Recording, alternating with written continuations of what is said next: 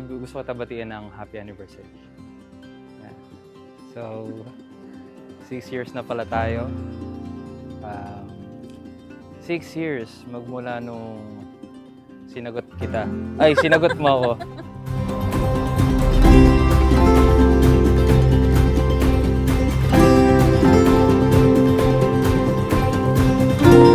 Talagang yung relasyon namin is talagang binind ni Lord. At talagang naging going strong yung relationship na hindi talaga siya yung parang pinilit lang para mag-click together. Kaya super happy na ngayong araw na to is kasal.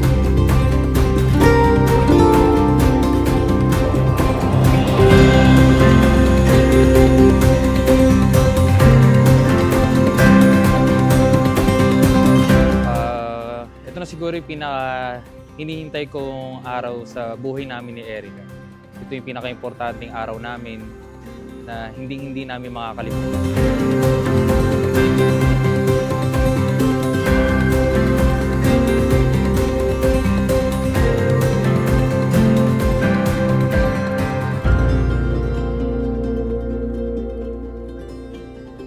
So ayan happy 6th anniversary sa atin at alam mo na super happy ako sa naging relationship natin kahit na may times na syempre meron din tayong mga away-away, ganyan, tampu-tampuhan, pero ang pinaka-importante is at the end of the day, pinipili natin yung isa't isa.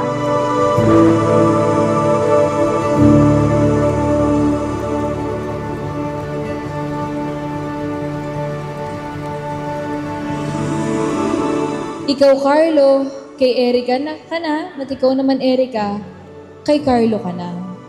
Tatandaan natin ang Panginoon Diyos ang nakatunghay sa inyong kasalan.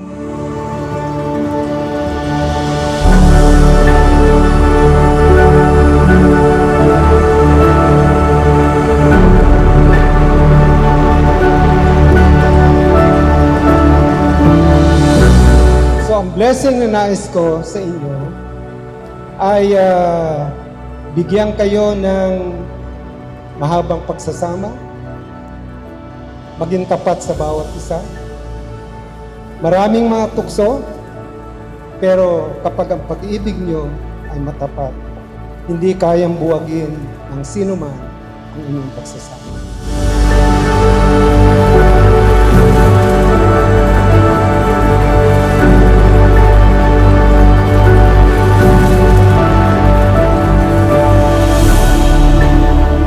Maraming pagsubok, maraming problema, maraming sakit ng ulo na galing sa'yo.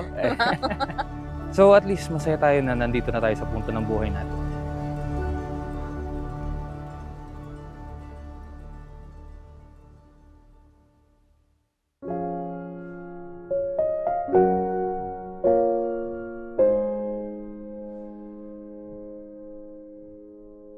And then, start kami noong May 12, 2020. And then, magka-schoolmate po kami ni Carlo. Naalala ko nung first time namin mag-usap, panahon ng pandemic. So chat lang. Doon, sa pamamagitan nun, nagkakakilala kami hanggat sa nagkakita. Hanggat sa naging mahal na namin ang isa't isa. Yeah, if you ever move on without me,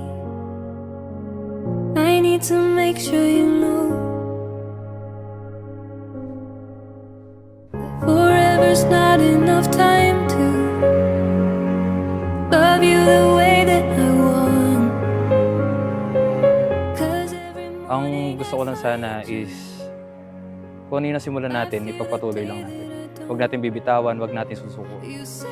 Pero gusto ko lang sabihin sa'yo na palagi mo tatandaan na ikaw yung sakit ng ulo na araw hahanapin ka. Without me, I need to make sure you know that you are the only one I'll ever love. Yeah, you. May time na dark days sa buhay natin, talagang andyan pa rin tayo together. At sana, yun lang, pinagpe-pray ko na sa pagtagal pa, mas mag-grow tayo together at yung magiging mga anak natin talagang sumunod sila sa yapak na meron tayo at talagang yung respect nila sa isa't isa is matutunan nila from us. Not anyone.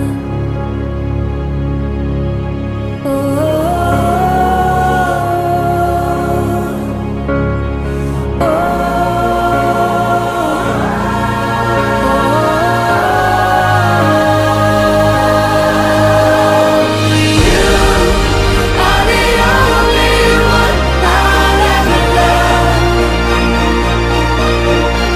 Yeah, you. If it's not you, it's not anyone. Looking back. Kung ano man yung bubuhay nating buhay at pamilya, papangako sa'yo na mamahalin at alagaan ko. Yeah, you. If it's not you, it's not anyone. You. Sana ipagpasalamat natin palagi yung buhay na meron tayo ngayon na lagi natin pahalagahan at mahalin natin yung isa't isa higit sa lahat. If it's not you, it's not anyone.